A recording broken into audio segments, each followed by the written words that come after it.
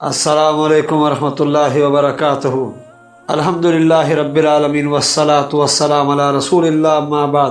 میں ہوں Asif Iqbal, civil engineer. آپ اس وقت سن رہے ہیں ہمارے چینل شم رسالت کی جانب سے مختصر سیرت النبی صلی اللہ علیہ وآلہ وسلم کی ایپیسوڈ نمبر 49، قسط نمبر 49۔ اس غزوہ میں فقہی مسائل اور بعض لطائف کا ذکر۔ صلح حدیبیہ فتح مکہ کی تمہید تھی، اس کی وجہ سے لوگوں کو امن حاصل ہوا اور ان کو ایک دوسرے سے کھل کر تبادلہ خیال کرنے کا موقع ملا۔ جو مسلمان مکہ میں چھپ کر رہتے تھے وہ ظاہر ہو گئے اور لوگوں کو اپنے دین کی طرف کھلم کھلا دعوت دینے لگے، جس کی وجہ سے بہت سے لوگ حلقہ بگوش اسلام ہو گئے۔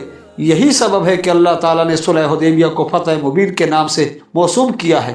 فقہی مسائل یہ ہیں: جب کوئی معاہدہ فریق امام کے خلفاء سے جنگ شروع کرے گا تو اس کا معاہدہ ختم ہو جائے گا اور وہ حربی کہلائے گا۔ امام کو اس کے علاقہ میں فوج کشی کرنے اور شب خون مارنے کا حق ہوگا، پیش کی اطاعت کی ضرورت نہیں ہوگی۔ یہ ضرورت اس وقت ہوتی ہے جب ان کی طرف سے عہد شکنی کا خطرہ ہو۔ اس صورت میں براہ راست جنگ میں شریک ہونے یا امداد دینے والوں سب کا عہد ٹوٹ جائے گا۔ جب وہ اس پر راضی ہوں، اس پر نفرت کا اظہار نہ کریں اور جنگ کرنے والوں کو نہ روکیں۔ یہ اس لیے کہ بنو بکر کی امداد کرنے والے ان میں سے چند آدمی تھے۔ کفار کے ایلچی کو قتل نہیں کیا جائے گا، کیونکہ ابو سفیان رضی اللہ تعالیٰ عنہ عہد شکنی کرنے والوں میں شامل تھے، لیکن رسول اللہ صلی اللہ علیہ وسلم نے ان کو قتل نہیں کیا۔ جاسوس کو خواہ وہ مسلمان ہو قتل کرنا جائز ہے۔ اسی واسطے حضرت عمر رضی اللہ تعالیٰ نے حاتم رضی اللہ تعالیٰ کی قتل کی اجازت مانگی تھی، اور اس کے جواب میں آپ صلی اللہ علیہ وسلم نے یہ نہیں فرمایا تھا کہ اس کا قتل کرنا حلال نہیں، بلکہ فرمایا آپ کو کیا معلوم ہے کہ اللہ تعالیٰ نے اہل بدر پر نظر کرم فرمائی ہو۔ دشمن کے قاصدوں کے سامنے مسلمانوں کی کثرت اور ان کی شان و شوکت کا اظہار مستحب ہے، اس لیے آپ صلی اللہ علیہ وسلم نے کثرت سے آگ جلانے اور ابو سفیان رضی اللہ تعالیٰ عنہ کو تنگ گھاٹی میں کھڑا کرنے کا حکم دیا تھا، تاکہ وہ جیوش اسلام کو گزرتا اپنی آنکھوں سے دیکھ لیں۔ مکہ بزور تلوار فتح ہوا تھا۔ جمہور اہل علم کا یہی مذہب ہے، بجز امام شافعی رحمتہ اللہ اور امام احمد کے ایک قول کے اس میں کسی کا اختلاف نہیں، اور وہ اس غزوہ کی تفسیر اس کی واضح دلیل ہے۔ اس جنگ میں بنو مخزوم کی ایک عورت نے چوری کی تھی اور حضرت صلی اللہ علیہ وسلم نے اس کا ہاتھ کاٹنے کا حکم صادر فرمایا تھا۔ صحیح بخاری میں عروہ سے روایت ہے کہ غزوہ فتح میں ایک عورت نے چوری کی۔ اس کی قوم نے اس کو بچانے کے لیے اسامہ بن زید رضی اللہ تعالیٰ عنہ سے سفارش کرائی۔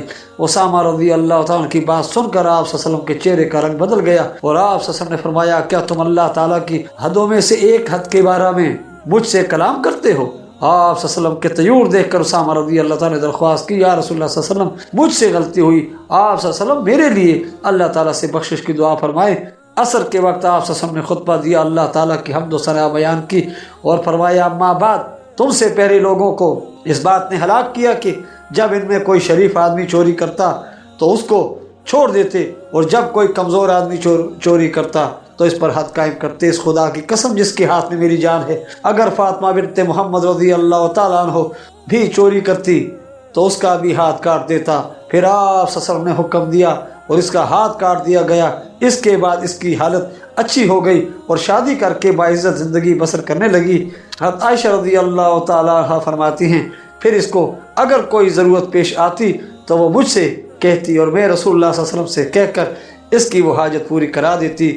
رواہ مسلم، اور مسلم کی روایت میں یہ لفظ بھی ہے، اس کے وارث کہنے لگے، آپ کے محبوب اسامہ بن زید رضی اللہ تعالیٰ کے سوا اس سلسلہ میں آپ صلی اللہ علیہ وسلم سے کون کلام کر سکتا ہے؟ الحدیث۔ اور مسلم میں حضرت عائشہ رضی اللہ تعالیٰ کی ایک روایت میں ہے کہ وہ بنو مخزوم قبیلہ کی عورت تھی، وہ لوگوں سے سامان مانگ کر لیتی اور بعد میں مکر جاتی تھی۔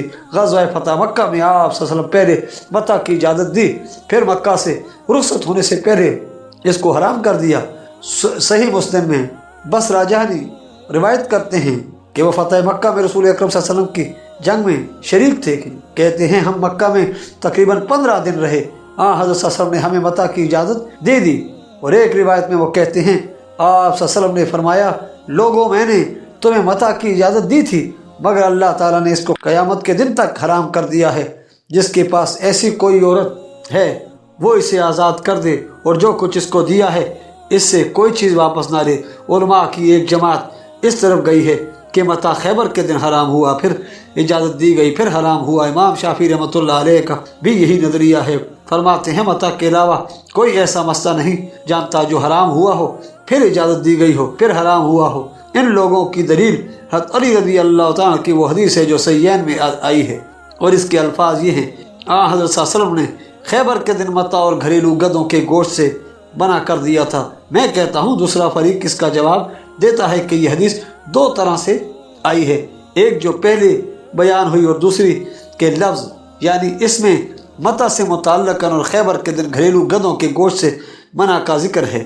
یہ روایت سفیان بن عینیہ الظاہری کی ہے۔ قاسم رحمۃ اللہ ابن اسبغ کہتے ہیں سفیان نے کہا اس کا مطلب یہ ہے کہ آپ صلی اللہ علیہ وسلم نے خیبر کے دن گھریلو گدوں کے گوشت سے منع فرمایا تھا، متاع اس دن منع نہیں کیا تھا۔ سفیان کا یہ قول ابو عمر نے تمہید سے ذکر کیا ہے اور کہا ہے کہ اکثر لوگوں کا یہی خیال ہے۔ صاحب حدیث لکھتے ہیں بعض راویوں کو وہم ہو گیا ہے اور انہوں نے یوم خیبر کو تحریم متاع کا ضرب بنا دیا ہے اور روایت یوں بیان کر دی ہے، حرم رسول اللہ صلی اللہ علیہ وسلم المتاع ثمن خیبر، اور یہ واضح طور پر غلط ہے۔ اگر کوئی پوچھے ان دونوں تحریموں کا وقت ایک نہیں تو دونوں کو اکٹھا بیان کرنے کی وجہ کیا ہے، اور متاع کی حرمت کا گدھے کی حرمت سے کیا تعلق ہے؟ تو اس کا جواب یہ ہے کہ حضرت علی رضی اللہ تعالیٰ نے یہ حدیث اپنے امابعد بھائی ابن عباس رضی اللہ عنہ کی تردید کے لیے بیان کی تھی، جو متاع اور گدھے کی اباحت کے قائل تھے۔ حضرت علی رضی اللہ تعالیٰ نے دونوں مسئلوں میں ان کا رد کیا، گدھے کے گوشت کی حرمت کو خیبر کے زمانہ کے ساتھ مقید کیا اور متاع کی حرمت کا مطلقاً ذکر کیا اور فرمایا آپ سری غلطی پر ہیں، رسول اللہ صلی اللہ علیہ وسلم نے متاع کو حرام کیا ہے اور گھریلو گدھے کے گوشت کو بھی خیبر کے دن حرام فرمایا تھا، واللہ عالم۔ صحیح بخاری میں ابن عباس رضی اللہ عنہ سے مروی ہے کہ وہاں حضرت صلی اللہ علیہ وسلم مکہ میں 19 دن رہے اور دو رکعت نماز پڑھتے رہے، لہٰذا جب ہم کسی جگہ سفر میں 19 دن ٹھہریں گے تو قصر کریں گے، اور اگر زیادہ دن قیام کریں گے تو پوری نماز پڑھیں گے۔ اور اسی صحیح بخاری میں ہے ابن عباس رضی اللہ تعالیٰ کہتے ہیں کہ حضرت عمر رضی اللہ تعالیٰ مشورہ کے وقت مجھے اصحاب بدر کے ساتھ بلاتے تھے، اس میں سے کسی نے کہا آپ رضی اللہ تعالیٰ ان کو ہمارے ساتھ بلاتے ہیں اور اتنی عمر کے ہمارے بیٹے ہیں، مگر آپ رضی اللہ تعالیٰ نے ان کو کبھی نہیں بلایا۔ حضرت عمر رضی اللہ تعالیٰ نے فرمایا یہ وہ بچہ ہے جس کے علم و فضل کو آپ جانتے ہیں، چنانچہ ایک دن ان کو بلایا اور مجھے بھی ان کے ساتھ بلایا۔ میرا خیال ہے کہ اس دن انہوں نے میرا علم و فضل دکھانے کے لیے مجھے بلایا تھا۔ انہوں نے ان سے پوچھا کہ اللہ تعالیٰ نے سورہ اذا جاء نصر اللہ والفتح آخر تک کیوں نازل فرمائی ہے؟ بعض نے کہا جب ہم فتح اور کامیابی سے ہمکنار ہوں تو اس نے ہمیں حکم دیا ہے کہ ہم اللہ تعالیٰ کی حمد و ثنا بیان کریں اور اپنے گناہوں کی بخشش مانگیں۔ بعض نے کہا ہم اس کے متعلق کچھ نہیں جانتے۔ بعض خاموش رہے، پھر میری طرف متوجہ ہوئے اور فرمایا ابن عباس رضی اللہ تعالیٰ تم بھی ایسا ہی کہتے ہو، تم کیا کہتے ہو؟ میں نے کہا اس سورہ میں اللہ تعالیٰ نے رسول اللہ صلی اللہ علیہ وسلم کو ان کی وفات کی خبر دی ہے کہ جب اللہ کی مدد آ جائے اور مکہ فتح ہو جائے تو یہ آپ صلی اللہ علیہ وسلم کی وفات کی علامت ہے۔ اس وقت اپنے رب کی تسبیح و تمجید میں مصروف ہو جائیے اور بکثرت استغفار کیجیے، یقیناً وہ توبہ قبول کرنے والا ہے۔ میری تصدیق کرتے ہوئے حضرت عمر رضی اللہ تعالیٰ نے فرمایا میں بھی اس کے متعلق وہی جانتا ہوں جو تم جانتے ہو۔ اسی صحیح بخاری میں حضرت عائشہ رضی اللہ تعالیٰ عنہ فرماتی ہیں آخری ایام میں رسول اللہ صلی اللہ علیہ وسلم قرآن مجید کی ہدایت کے مطابق رکوع و سجود میں اکثر سبحانک اللہم ربنا و بحمدک اللہم اغفر لی، اور مسلم کی روایت کے مطابق سبحانک و بحمدک استغفرک و اتوب الیک فرماتے ہیں۔ عرض کی یا رسول اللہ صلی اللہ علیہ وسلم اب آپ نے یہ کلمات کہنے شروع کر دیے ہیں، پہلے تو اس طرح نہیں کہتے تھے۔ آپ صلی اللہ علیہ وسلم نے فرمایا اللہ تعالیٰ نے میرے لیے میری امت میں ایک علامت مقرر کی تھی کہ جب اسے دیکھوں تو یوں کہوں، وہ علامت یہ ہے اذا جاء نصر اللہ والفتح آخر صورت تک، یعنی جب مکہ فتح ہو جائے تو سمجھیے آپ کا کام پورا ہو گیا ہے۔ غزوہ حنین مواہب میں لکھا ہے حنین ذو المجاز کے قریب ایک میدان ہے، کہتے ہیں اس کے اور مکہ مکرمہ کے درمیان 3 دن کا فاصلہ تھا۔ اس غزوہ کو غزوہ اوطاس بھی کہتے ہیں۔ حدیث میں مذکور ہے مکہ اور طائف کے درمیان یہ 2 مقام ہیں، اور انہی کے نام پر اس غزوہ کا نام غزوہ حنین یا غزوہ اوطاس رکھا گیا ہے۔ اہل سیر لکھتے ہیں اس جنگ کا سبب یہ ہے کہ جب اللہ تعالیٰ نے رسول اللہ صلی اللہ علیہ وسلم کو مکہ پر فتح عطا فرمائی تو حوازن اور ثقیف کے علاوہ عرب کے سب قبائل حلقہ بگوش اسلام ہو گئے اور انہوں نے اطاعت قبول کر لی، مگر حوازن اور ثقیف بڑے سرکش تھے۔ ان کے سرداروں نے جمع ہو کر کہا آپ صلی اللہ علیہ وسلم کی جنگ ان لوگوں سے ہوئی ہے جو فنون حرب سے ناآشنا ہیں، آپ صلی اللہ علیہ وسلم نے ان پر فتح حاصل کی ہے اور آپ صلی اللہ علیہ وسلم کا اگلا نشانہ ہم ہیں، اس لیے مناسب ہے کہ اس سے پہلے ہم ہی آپ پر فوج کشی کریں۔ چنانچہ انہوں نے مسلمانوں سے لڑنے کا تہیہ کیا اور حوازن و ثقیف کے سب قبائل جمع ہو گئے۔ حوازن کا سپہ سالار ان کا سردار مالک بن عوف نظری تھا اور ثقیف کا سالار ان کا لیڈر قارب بن اسود تھا۔ نظر، حبشم اور سعد بن بکر کے سب قبائل بنو حلال کے چند آدمی بھی ان سے آ ملے۔ کیس اعلان کہ یہی قبائل اس جنگ میں شریک ہوئے۔ یہ 4000 جان باز تھے۔ یہ لوگ اپنے مال، اپنے بچے اور اپنی عورتیں بھی ساتھ لائے تاکہ مردانگی سے لڑیں اور راہ فرار اختیار نہ کریں۔ ان میں بنو حشمم کا سردار درید بن سما بھی تھا، جن کی عمر اس وقت 150 سال تھی اور قبر سنی کی وجہ سے نابینا بھی ہو چکا تھا۔ یہ بڑا سمجھدار اور فنون حرب کا ماہر تھا۔ جب لشکر چلتے چلتے وادی اوطاس میں اترا تو درید بن سما نے پوچھا کس وادی میں اترے ہو؟ انہوں نے کہا اوطاس میں اترے ہیں۔ کہنے لگا گھوڑوں کو جولا نگاہ کے لیے یہ بہت اچھا میدان ہے، نہ اتنا سخت ہے جس سے گھوڑے زخمی ہوں اور نہ اتنا نرم ہے کہ پاؤں دھس جائیں۔ پھر اس نے پوچھا اونٹوں کے بلبلانے، گدھوں کے ہننے، بچوں کے رونے اور بکریوں کے منمنانے کی آوازیں کیوں آ رہی ہیں؟ کسی نے کہا مالک بن عوف لوگوں کو ان کے مالوں، عورتوں اور بچوں سمیت اپنے ساتھ لایا ہے۔ بولا مالک کہاں ہے؟ اس کو بلاؤ۔ مالک آیا تو اس سے کہنے لگا مالک تم اپنی قوم کے سردار بن گئے ہو، اس جنگ کا اثر بعد کی جنگوں پر بھی پڑے گا۔ یہ اونٹوں کے بلبلانے، گدھوں کے ہننے، بچوں کے رونے اور بکریوں کے منمنانے کی آوازیں کیوں آ رہی ہیں؟ مالک نے کہا میں لوگوں کو ان کے مالوں اور بال بچوں سمیت لایا ہوں۔ میں چاہتا ہوں کہ ہر آدمی کے پیچھے اس کے اہل و عیال ہوں تاکہ وہ ان کو بچانے کے لیے بہادری سے لڑیں۔ یہ سن کر درید نے کہا بخدا تم بھیڑ بکریاں چرانے والے گڈریے ہی نکلے۔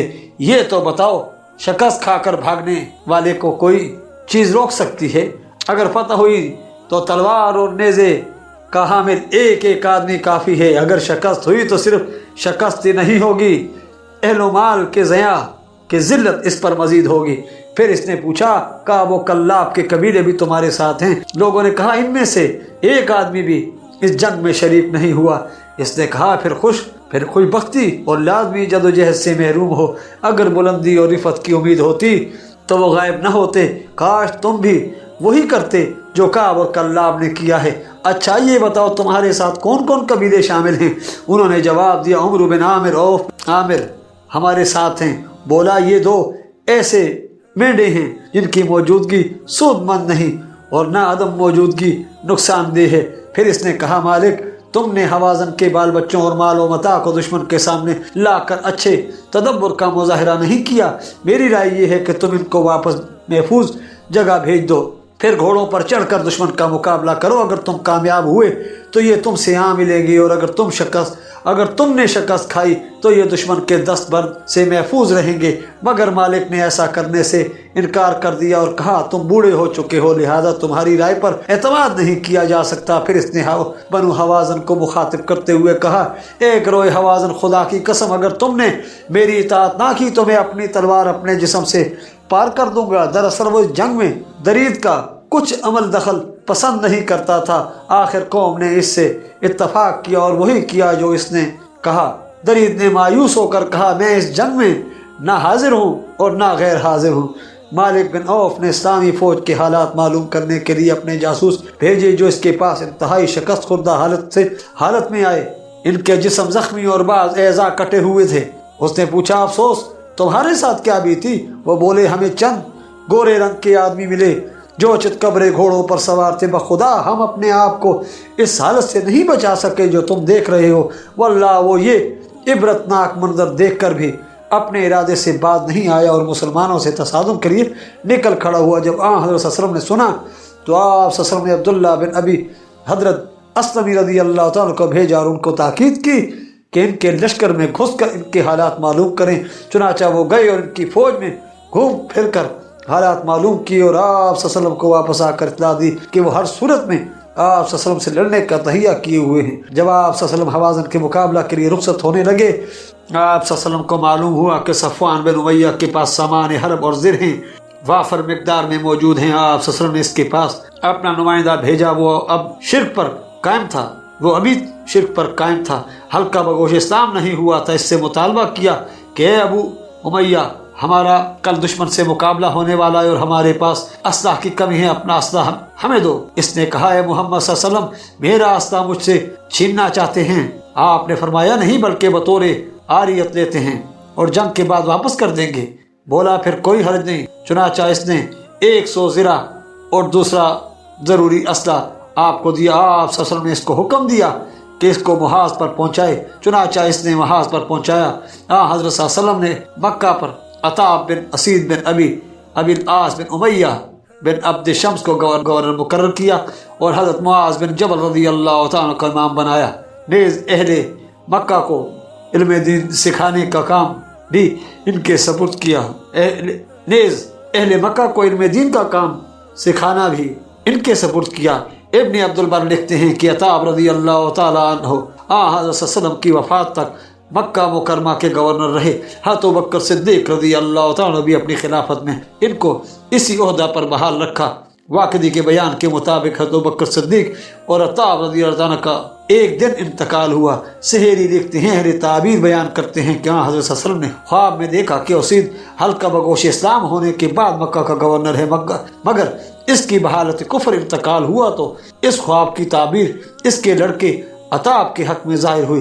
ان کے اسلام لانے کے بعد آپ صلی اللہ علیہ وسلم ان کو 21 سال کی عمر میں مکہ کا حاکم مقرر کیا، جو تاہیں حیات اسی منصب پر قائم رہے۔ پھر آپ صلی اللہ علیہ وسلم حنین تشریف لے گئے۔ آپ صلی اللہ علیہ وسلم کے ساتھ 10,000 فوج تھی جو مدینہ سے آپ صلی اللہ علیہ وسلم کے ساتھ آئی تھی اور جس نے مکہ فتح کیا تھا، اور 2,000 مکہ کے 9 مسلم شامل ہو گئے۔ حنین کی جنگ میں آپ صلی اللہ علیہ وسلم کے ساتھ کل 12,000 فوجی تھے۔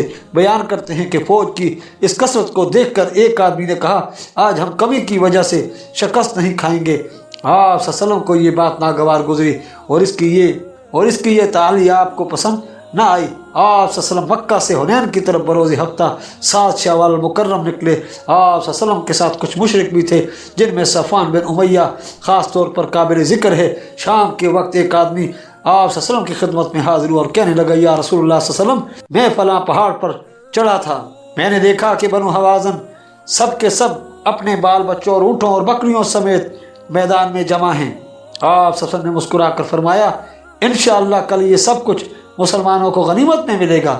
پھر آپ صلی اللہ علیہ وسلم نے پوچھا آج رات ہم پر پہرا کون دے گا؟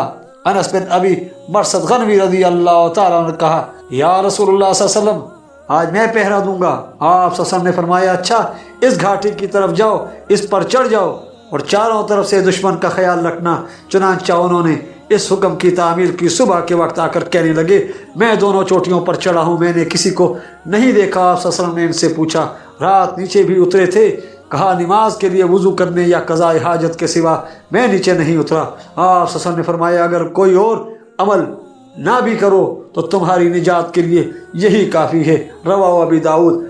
ابو واقعات لیسی کہتے ہیں رسول اللہ صلی اللہ علیہ وسلم کے ساتھ ہم بھی حنین کی جنگ میں شریک ہوئے۔ ابھی ہمیں جاہلیت چھوڑ کر ہلکا بگوش اسلام ہوئے تھوڑا ہی عرصہ گزرا تھا۔ کفار قریش اور دوسرے عربوں کی عادت تھی کہ وہ ایک بڑے ہرے بھرے درخت پر ہتھیار لٹکاتے تھے اور اس کو ذات الانوات کہتے تھے۔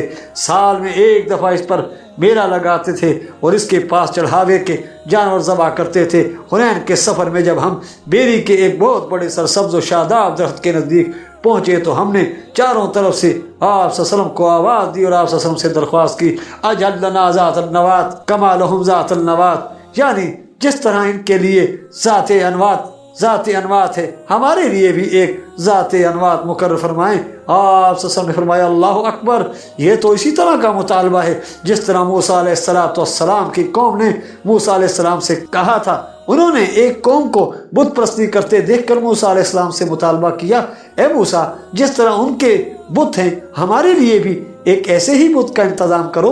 موسیٰ علیہ السلام نے فرمایا تم بڑے ہی جاہل لوگ ہو، دوسروں کی نکالی کے یہی طریقے ہیں، تم بھی ضرور پہلے لوگوں کے طریقوں پر چلنے لگو گے۔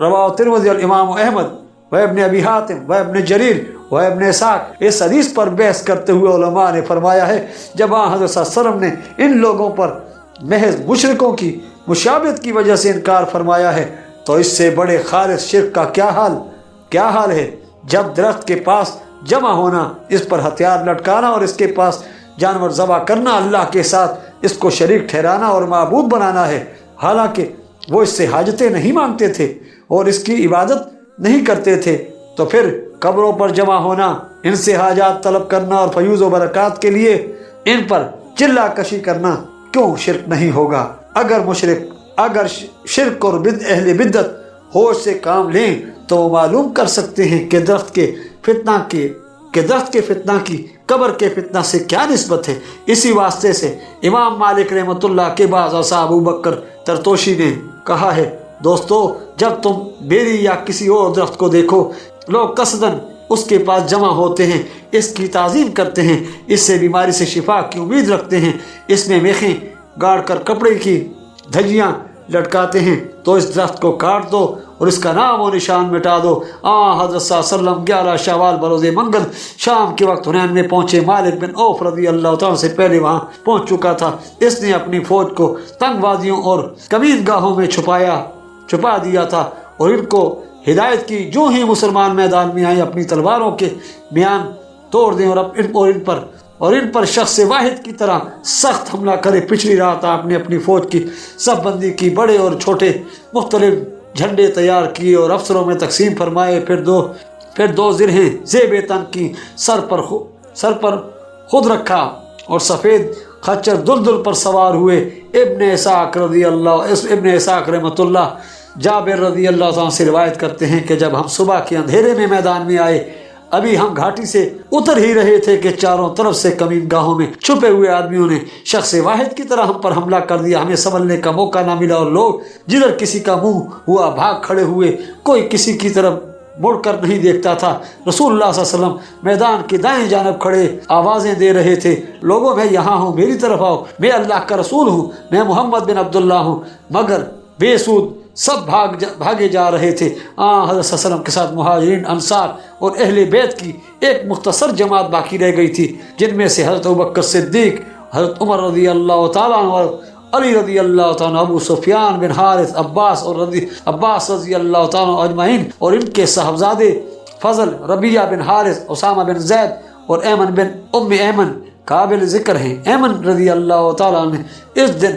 وہاں جام شہادت نوش فرمایا تھا۔ جب حضرت صلی اللہ علیہ وسلم نے دیکھا کہ آپ صلی اللہ علیہ وسلم کے سب ساتھی میدان چھوڑ کر بھاگ گئے تو آپ صلی اللہ علیہ وسلم نے اپنی خچر کو کفار کی طرف دوڑانا شروع کیا، مگر عباس رضی اللہ عنہ جو آپ صلی اللہ علیہ وسلم کے دائیں رکاب تھامے ہوئے تھے، اور ایک روایت میں ہے کہ عباس رضی اللہ عنہ آپ کی دائیں رکاب اور ابو سفیان بائیں رکاب پکڑے ہوئے تھے، دونوں ہی خچر کو آگے جانے سے روکتے تھے، مگر آپ صلی اللہ علیہ وسلم اعلان فرما رہے تھے انا النبی لا کذب انا بن عبد المطلب، کوئی جھوٹ نہیں، میں ہی نبی ہوں اور میں ہی ابن عبد المطلب ہوں۔ سیئین میں برا بن عازب رضی اللہ تعالیٰ عنہ سے روایت ہے کہ ان سے ایک آدمی نے پوچھا، اے ابو عمارہ حنین کے دن آپ صلی اللہ علیہ وسلم آپ رسول اللہ صلی اللہ علیہ وسلم کو چھوڑ کر بھاگ گئے تھے؟ انہوں نے کہا ہاں، لیکن رسول اللہ صلی اللہ علیہ وسلم نہیں بھاگے تھے۔ اس کی وجہ یہ تھی کہ حوازن کے لوگ بڑے ماہر تیر انداز تھے، جب ہم نے ان پر حملہ کیا تو پہلے وہ بظاہر شکست کھا کر بھاگ نکلے، جب لوگ غنیمت لوٹنے لگے تو انہوں نے مڑ کر ہم پر تیروں کی بارش برسا دی، جس سے لوگ بھاگ کھڑے ہوئے۔ میں نے دیکھا اس وقت آپ صلی اللہ علیہ وسلم اپنی سفید خچر پر سوار تھے۔ آپ صلی اللہ علیہ وسلم نیچے اترے، اللہ تعالیٰ سے مدد طلب کی اور فرمایا الہی اپنی مدد نازل فرما۔ ابو سفیان رضی اللہ تعالیٰ بن حارث نے خچر کی لگام پکڑی ہوئی تھی اور آپ صلی اللہ علیہ وسلم فرماتے تھے انا النبی لا کذب انا بن عبد المطلب۔ مسلم کی ایک روایت میں ہے کہ رسول اللہ صلی اللہ علیہ وسلم کے نوجوان صحابہ کا جن کے پاس تیروں سے بچنے کے لیے زرہیں اور خود نہیں تھے، حوازن اور بنو نظر کے تیر اندازوں سے مقابلہ ہوا، جن کا کوئی تیر نشانہ سے نہیں چوکتا تھا، وہ مقابلہ کتاب نہ لا کر پیچھے ہٹ کر رسول اللہ صلی اللہ علیہ وسلم کے پاس آ گئے۔ آپ صلی اللہ علیہ وسلم سفید خچر پر سوار تھے، یہ دیکھ کر آپ صلی اللہ علیہ وسلم نیچے اترے، اللہ تعالیٰ سے مدد طلب کی اور فرمایا الہی اپنی مدد نازل فرما۔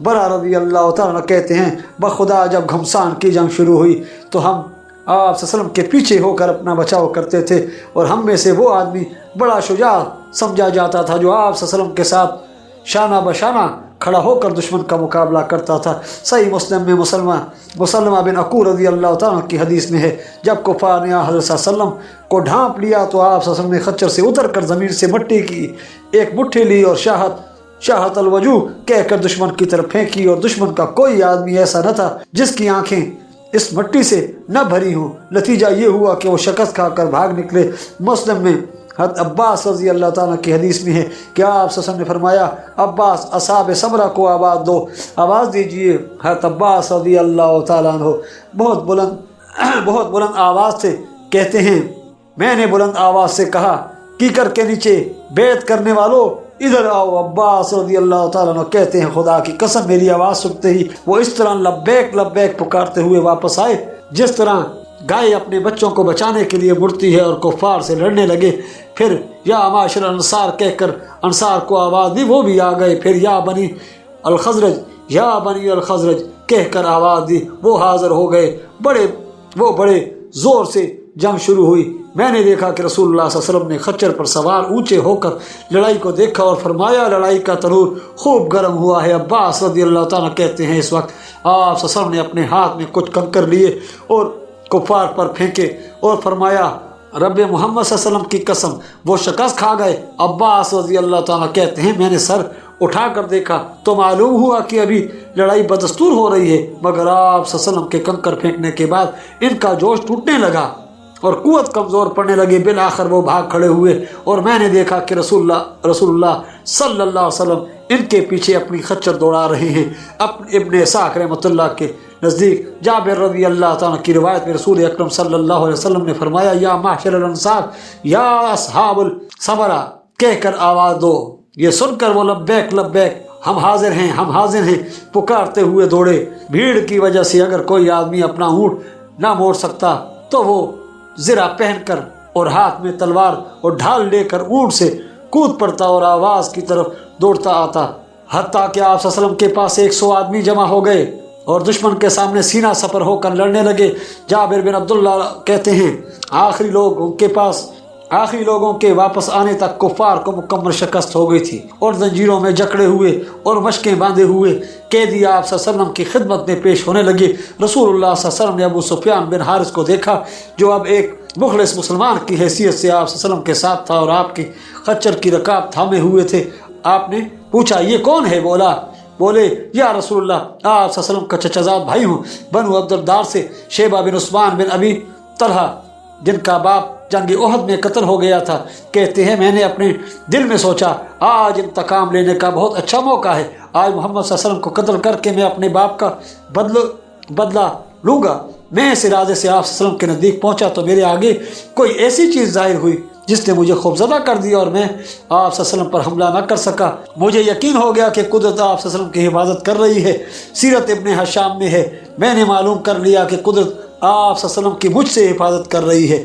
ابن ابی خصیمہ نے شیبہ کی یہی حدیث بیان کرتے ہوئے لکھا ہے، شیبہ نے کہا جب میں نے حنین کے دن رسول اللہ صلی اللہ علیہ وسلم کو دیکھا تو مجھے اپنا باپ اور چچا یاد آ گئے جن کو حمزہ رضی اللہ تعالیٰ نے قتل کر دیا تھا۔ میں نے کہا آج محمد رسول اللہ صلی اللہ علیہ وسلم کو قتل کر کے میں ان کا بدلہ لوں گا۔ میں آپ صلی اللہ علیہ وسلم کے دائیں جانب پہنچا تو آپ صلی اللہ علیہ وسلم کے چچا عباس کو سفید زرہ میں ملبوس کھڑے پایا۔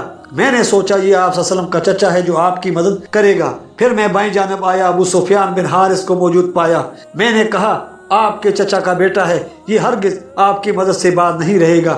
پھر میں آپ صلی اللہ علیہ وسلم کے پیچھے آیا اور دبے پاؤں آپ کے نزدیک پہنچا۔ صرف تلوار کی ایک وار کی کسر باقی تھی کہ برق رفتار سے آگ کا ایک شعلہ میری جانب بڑھا جس سے پیچھے بھاگ کر میں نے بمشکل جان بچائی۔ اتنے میں رسول اکرم صلی اللہ علیہ وسلم نے مجھے دیکھ لیا اور فرمایا شیبہ نزدیک آ جاؤ۔ میں نزدیک آیا تو آپ صلی اللہ علیہ وسلم نے اپنا ہاتھ میرے سینے پر رکھا۔ اللہ تعالیٰ نے شیطان کو میرے دل سے نکال دیا۔ میں نے آپ صلی اللہ علیہ وسلم کی طرف دیکھا تو آپ صلی اللہ علیہ وسلم مجھے اپنی آنکھ اور مکان سے زیادہ محبوب نظر آئے۔ آپ صلی اللہ علیہ وسلم نے مجھے مخاطب کر کے فرمایا شیبہ ادھر آؤ اور کفار سے لڑائی کرو۔ میں اب آپ صلی اللہ علیہ وسلم کے ساتھ مل کر کفار سے لڑ رہا تھا۔ ایک روایت میں ہے کہ آپ صلی اللہ علیہ وسلم نے میرے سینہ پر ہاتھ پھیرا اور فرمایا الہی اس کو شیطان سے بچا، خدا کی قسم اس کے بعد آپ صلی اللہ علیہ وسلم مجھے اپنی آنکھ اور کان سے بھی زیادہ محبوب لگتے تھے۔ اللہ تعالیٰ نے میرے دل میں آپ صلی اللہ علیہ وسلم کی دشمنی نکال دی۔ آپ صلی اللہ علیہ وسلم نے فرمایا آگے اور دشمن سے لڑو۔ چنانچہ میں آپ صلی اللہ علیہ وسلم کے آگے ہو کر لڑنے لگا۔ اگر اس وقت میرا باپ بھی میرے سامنے آ جاتا تو میری تلوار سے نہ بچ سکتا۔ جب مسلمان واپس پلٹے تو انہوں نے بڑے جوش سے شخص واحد کی طرح حملہ کیا، جس کی تاب نہ لا کر کفار پسپا ہو گئے اور جدھر کسی کا منہ ہوا ادھر بھاگ نکلے۔ آپ صلی اللہ علیہ وسلم بھی اپنی خچر پر سوار ہو کر کچھ دور ان کے پیچھے گئے۔ جب وہ چاروں طرف منتشر ہو گئے تو آپ صلی اللہ علیہ وسلم اپنے لشکر گاہ میں واپس تشریف لے آئے اور اپنے خیمہ میں داخل ہو گئے۔ میں بھی آپ صلی اللہ علیہ وسلم کے پیچھے آپ کے خیمہ میں داخل ہوا تو آپ صلی اللہ علیہ وسلم نے فرمایا شیبہ تمہارے متعلق خداوند تعالیٰ کا ارادہ تمہارے اپنے ارادے سے بہتر ہے۔ پھر آپ صلی اللہ علیہ وسلم نے مجھے وہ سب باتیں بتائیں جو میں نے اپنے دل میں چھپا رکھی تھیں اور ان میں سے کسی کے پاس تذکرہ نہیں کیا تھا۔ میں نے عرض کی میں گواہی دیتا ہوں کہ اللہ تعالیٰ کے بغیر کوئی عبادت کے لائق نہیں اور بلا ریب آپ صلی اللہ علیہ وسلم اللہ تعالیٰ کے رسول ہیں۔ یا رسول اللہ میرے حق میں میرے جرموں کی بخشش کی دعا فرمائیں۔ آپ صلی اللہ علیہ وسلم نے فرمایا اللہ تعالیٰ نے اسلام لانے کی وجہ سے تمہارے سب گناہ معاف کر دیے ہیں۔ ابن اسحاق رحمتہ اللہ لکھتے ہیں جب مسلمانوں کو شکست ہوئی تو آپ صلی اللہ علیہ وسلم کے ساتھ حاضر ہونے والے مکہ کے اہل جفاتا نے اپنی پوشیدہ دشمنی کا اظہار کیا۔ ابو سفیان بن حرب نے کہا یہ شکست ان کو سمندر میں لے ڈوبے گی۔ اس نے قسمت آزمائی کے تیر بھی اپنے ترکش میں رکھے ہوئے تھے۔ جبلہ بن حنبل صفوان بن امیہ کا ماں کی جانب سے بھائی چلا کر بولا آج محمد صلی اللہ علیہ وسلم کا جادو ٹوٹ گیا ہے۔ صفوان نے کہا اللہ تعالیٰ تیرے دانتوں کو توڑ دے۔ جب راہ خدا کی قسم مجھے قریش کے آدمی کی حکومت حوازن کے کسی آدمی کی حکومت سے زیادہ محبوب ہے۔ جب حوازن شکست سے دوچار ہوئے تو ثقیف کے قبیلے بنو مالک میں سخت خونریزی ہوئی۔ ان کے جھنڈے کے نیچے ان کے 70 آدمی قتل ہوئے۔ ان میں عثمان بن عبداللہ بن ربیعہ بھی تھے۔ بنو ثقیف کا جھنڈا اس کے ہاتھ میں تھا اور احلاف کا جھنڈا کارب بن اسود کے ہاتھ میں تھا۔ جب شکست ہوئی تو کارب اور اس کی قوم احلاف میدان چھوڑ کر بھاگ گئے۔ ان کے صرف 2 آدمی جنگ میں کام آئے۔ انہوں نے اپنے شہر طائف میں پناہ لی۔ مالک بن اوف بھی ان کے ساتھ تھا۔ ان میں سے بعد نے اوتاس میں اور بعد نے نخلہ میں پڑاؤ ڈالا۔ حضرت صلی اللہ علیہ وسلم کے شاہ سوار نخلہ میں جمع ہونے والوں کے تعاقب میں نکلے اور صنایع میں جانے والوں کے پیچھے نہیں گئے۔ ربیعہ بن رفیع نے عورت سمجھ کر درید بن سما کو پکڑا کیونکہ وہ کچاوے میں سوار تھا۔ اس نے اونٹ بٹھایا تو معلوم ہوا کہ کچاوے میں بوڑھا درید بن سما سوار تھا۔ وہ نوجوان اس کو نہیں جانتا تھا۔ درید بولا تم میرے ساتھ کیا کرنا چاہتے ہو؟ کہنے لگا میں تمہیں قتل کرنا چاہتا ہوں۔ بولا تم کون ہو؟ اس نے کہا میں ربیعہ بن رفیع سلمی ہوں۔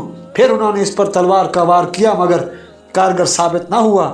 درید بولا تیری ماں نے تجھے بڑے بڑے ہتھیار سے مسلح کیا ہے، پالان کے پیچھے سے میری تلوار لے، اس کے ساتھ مجھے قتل کر، مگر خیال رکھنا تلوار دماغ کے نیچے اور ہڈی سے اوپر پڑے۔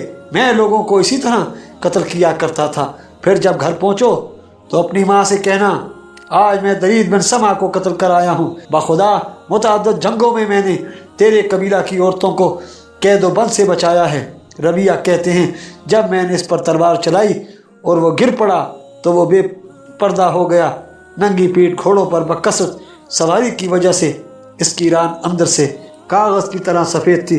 واپس آ کر جب ربیعہ نے اپنی ماں کو بتایا کہ میں درید کو قتل کر آیا ہوں تو اس نے کہا خدا کی قسم اس نے تیری ماں کو 3 دفعہ قید و بند سے آزاد کیا تھا۔ اس کے ساتھ ہی ہماری آج کی ایپیسوڈ اختتام پذیر ہوتی ہے۔ ملتے ہیں انشاءاللہ نیکسٹ ایپیسوڈ میں۔ آپ ہمارے چینل کو سبسکرائب کیجئے، ویڈیو کو لائک کیجئے، کمنٹس میں اپنی قیمتی آراء سے آگاہ کیجئے۔ اللہ حافظ۔